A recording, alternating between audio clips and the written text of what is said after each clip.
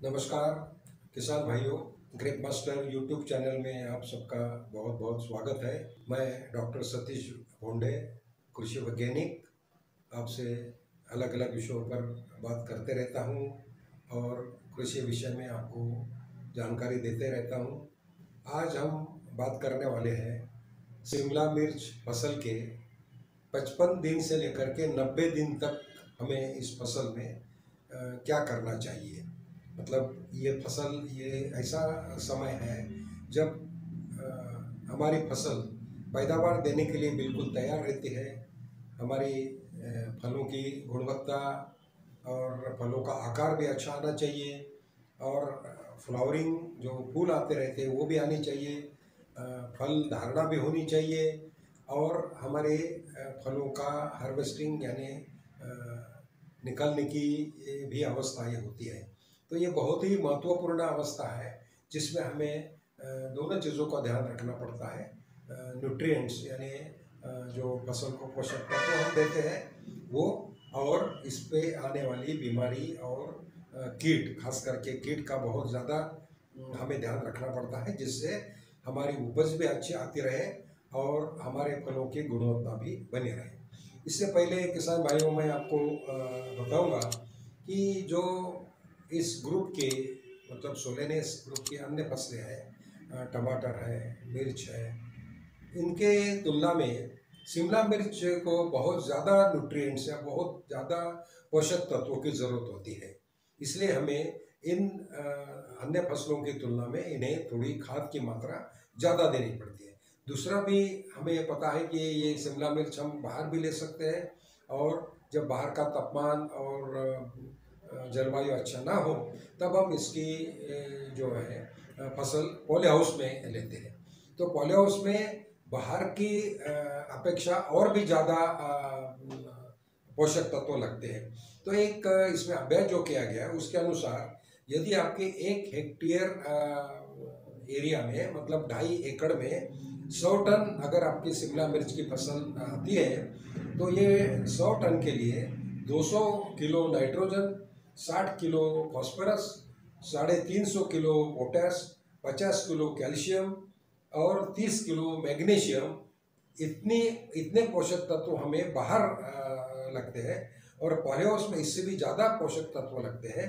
तो इसी 100 टन की फसल अगर हमारी पॉली हाउस से निकलती है तो 384 kilo nitrogen, 101 kilo phosphorus, 585 kilo potash, 244 kilo calcium और 81 मतलब 81 किलो मैग्नीशियम, इतने ज़्यादा खाद लगते हैं। इससे जाहिर है कि यदि हमारी फसल हम पॉली हाउस में ले रहे हैं तो हमें बहुत ज़्यादा पोषक तत्वों की और रिपीटेडली, मतलब जैसे जैसे पौधों की ज़रूरत होती है उसके अनुसार इसका प्रयोग हमें करना चाहिए। और यदि हम खाद बराबर नहीं देंगे, उसकी ज़रूरत पूरी नहीं होगी, तो हमें फलों का आकार भी अच्छा नहीं मिलेगा, फलों की गुणवत्ता भी नहीं रहेगी और कम फल हमारे पेट पर लगेंगे।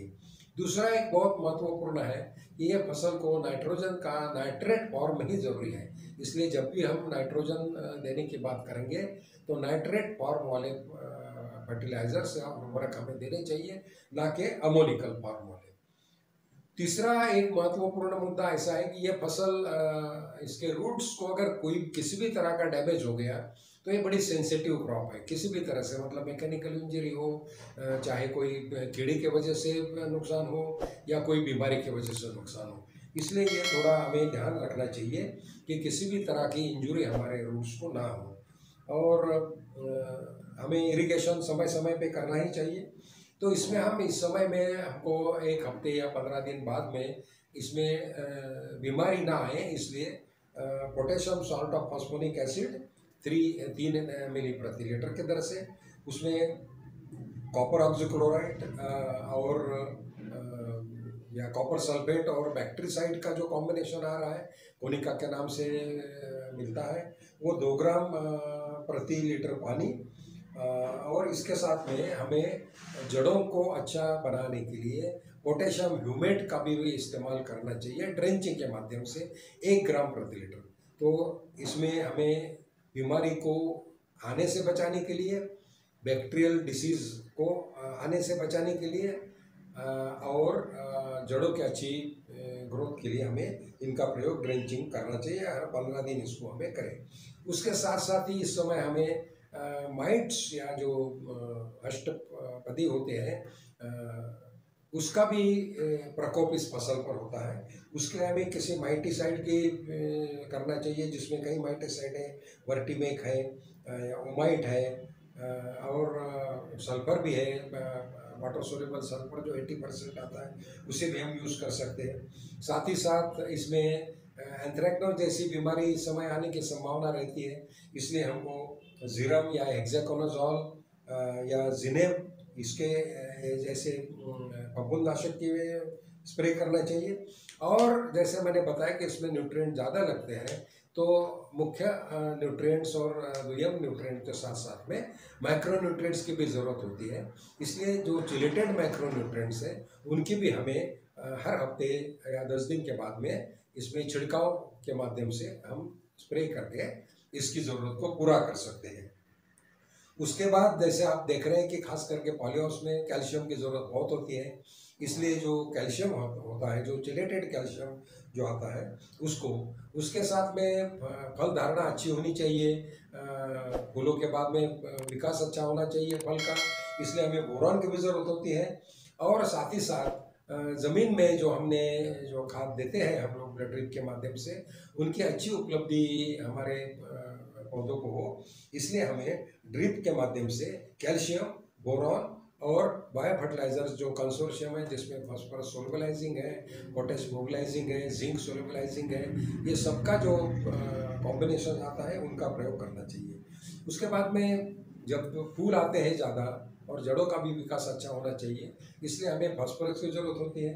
फलों की गुणवत्ता के लिए पोटेश की ज़रूरत ज़्यादा होती है, इसलिए स्प्रे के माध्यम से हम फिर इस पीरियड में 05234 उसके साथ साथ फफूंदनाशक है जिनेब और एक इंसेक्टिसाइड एसिटामिप्रिड, ये जो सफ़ेद मक्खी या अन्य जो रस शोषक कीट आते हैं इसके लिए हमें देना चाहिए। लेकिन ध्यान रहे कि हर एक स्प्रे में हमें सिलिकॉन बेस्ड एडजुवेंट को ज़रूर मिला देना चाहिए, जिससे कि हमारे जो स्प्रे करते हैं उसका अच्छा परिणाम हमें मिले। उसके बाद में जैसे आपने देखा होगा न्यूट्रिशन रिक्वायरमेंट में शिमला मिर्च की पोटेश की ज़रूरत बहुत ज़्यादा होती है, साथ में मैग्नीशियम भी लगता है, इसलिए हमें स्प्रे के माध्यम से पोटेशियम शोनाइट, जिसमें पोटेशियम और मैग्नीशियम हमें मिलते हैं, उसके साथ में जिंक और बोरॉन जिसमें हो, और साथ में नीम ऑयल इसलिए कि इसमें जो रसशोषक कीट आती है, क्योंकि फल जब निकलते हैं तो हम नहीं चाहते हैं कि कोई भी ऐसा इंसेक्टिसाइड आप प्रयोग करो जो मनुष्य के लिए हानिकारक हो या इसके कुछ रेसिड्यू उसमें मिले, इसलिए इन रस शोषक कीट के लिए हमें नीम ऑयल का या करंज ऑयल का प्रयोग इसमें हम कर सकते हैं। और साथ में जो potassium salt of phosphoric acid है ज़मीन से और स्प्रे के माध्यम से भी हम इसमें दे सकते हैं, जिससे कि हमारी इस फसल पे बीमारी कम आए, बीमारी से बचे, साथ ही साथ इंसेक्ट से बचे और हमारे फलों की गुणवत्ता अच्छी रहे। तो किसान भाइयों, ये है हमारा 55 दिन से लेकर के 90 दिन तक का शिमला मिर्च का पोषक तत्व और फसल संरक्षण प्रबंधन। आप ज़रूर इसे ध्यान में रखिए और इस तरह से अपनी फसल की देखभाल कीजिए, जिससे आपको अधिक से अधिक पैदावार मिल सके।